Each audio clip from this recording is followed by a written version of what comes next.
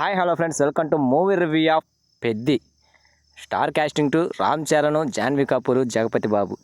Director by Buchibabu. Music director వచ్చేసరికి A R Rahman garu. Cinema విషయానికి వస్తే సినిమా అయితే చాలా బాగుంది. ఎక్కువగా నేను ల్యాక్ చేయకుండా సినిమా స్టోరీలోకి వెళ్ళిపోతాను. సినిమా స్టోరీ ఏంటంటే, పెద్ది అంటే మన హీరో రామ్ చరణ్ గారు విజయనగరం జిల్లాలోని ఒక కొండ కింద ప్రాంతంలో ఒక ఊరికి చెందిన కుర్రాడు. ఆ ఊరికి పేరే కాదు, ఏ రకమైన గుర్తింపు ఉండదు. ఆ ఊరిలో అందరూ కూలీలే, కానీ వేరే ఊళ్ళతో పోలిస్తే ఆ ఊరి వాళ్ళకు సగం కూలే ఇస్తారు. అలాంటి బతుకులు బతుకుతూ ఉంటారు వాళ్ళు. అంతేకాదు, ఆ ఊరికి ఎలాంటి రవాణా సౌకర్యం ఉండదు. అయితే అలాంటి ఊరిని బాగు చేయడానికి అప్పలసూరి జగపతి బాబు ఎన్నో ఏళ్ళుగా ప్రయత్నిస్తూ ఉంటాడు. కానీ అప్పలసూరి నుండి ఎలాంటి ఫలితం ఉండదు.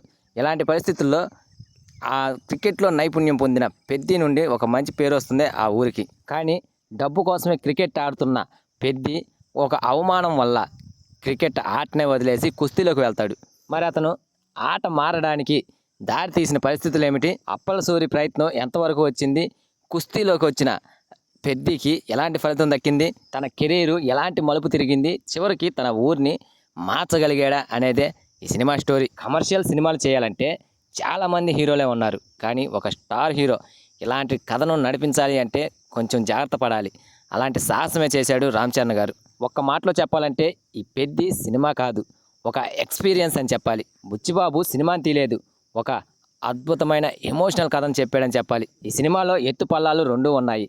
హై మూమెంట్స్ లేవు, కానీ ప్రతి సీన్ని కూడా ఎమోషనల్గా నడిపించాడు బుచ్చిబాబు గారు. ఈ సినిమాలో లోపాలు ఎక్కువగానే ఉన్నాయి, కానీ ఆ లోపాలన్నింటినీ మర్చిపోయేలా చివరిలో సినిమాని ఎక్కడో నుంచోబెట్టాడు బుచ్చిబాబు గారు. తీసుకున్న సినిమా స్టోరీ లైన్ అయితే పాతదే.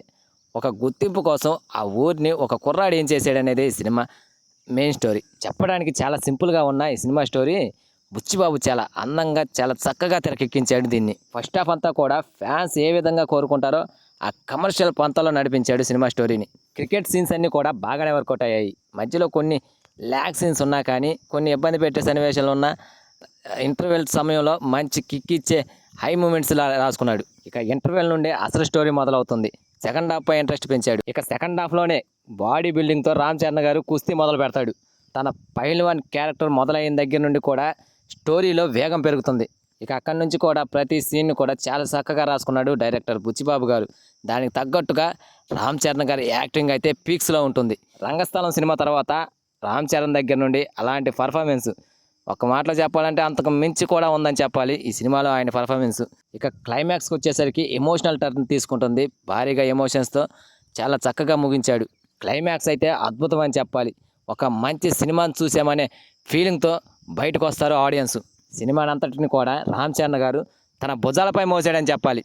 ఇక బుచ్చిబాబు గారు అయితే తను చెప్పాలనుకున్న కథను ఎక్కడ ఇబ్బంది పడకుండా చాలా సిన్సియర్గా, హానెస్ట్గా ఆడియన్స్ హృదయాలను టచ్ చేయాలా చెప్పాడు. డైరెక్టర్ చెప్పింది రామ్ చరణ్ కూడా కళ్ళు మూసుకొని చేసుకుంటూ పోయాడు. అందుకే ఈ సినిమా ఇంత పెద్ద విజయాన్ని అందించిందని చెప్పాలి. బుచ్చిబాబు మొదటి సినిమా ఉప్పెనలో హీరోకి ఎలాంటి షాక్ ఇచ్చాడో ఇక్కడ రామ్ చరణ్కి కూడా అలాంటి షాకే ఇస్తాడు. కానీ అది పెద్దగా ఇంప్రెస్ అయితే చేయలేదు. కథ క్లైమాక్స్కి వచ్చేసరికి తెలియకుండానే ఒక బరువైన ఎమోషన్స్ మన మనసుల్లో మొదలవుతుంది. దానికి తగ్గట్టుగానే ఒక మంచి ముగింపునిచ్చి ఒక మంచి సినిమాని చూసేమనే ఫీలింగ్తో బయటకు వస్తాము. క్యారెక్టర్స్ విషయానికి వస్తే ఈ సినిమాలో హీరోయిన్ క్యారెక్టరు మైనస్ అనే చెప్పాలి, పెద్దగా ఇంప్రెస్ చేయదు. ఇక ఏఆర్ రెహమాన్ గారి సాంగ్స్ అండ్ బీజిఎం ఇవన్నీ కూడా అద్భుతం అని చెప్పాలి. ఈ సినిమాకే highlight. Shivaraj Kumar character and అప్పలసూరిగా జగపతి బాబు గారి క్యారెక్టర్ ఈ సినిమాలో హైలైట్. ఫైనల్లీ పెద్దితో హిట్ అయితే కొట్టేశాడు రామ్ చరణ్ గారు. సినిమాకి నా రేటింగ్ వచ్చేసి 4/5.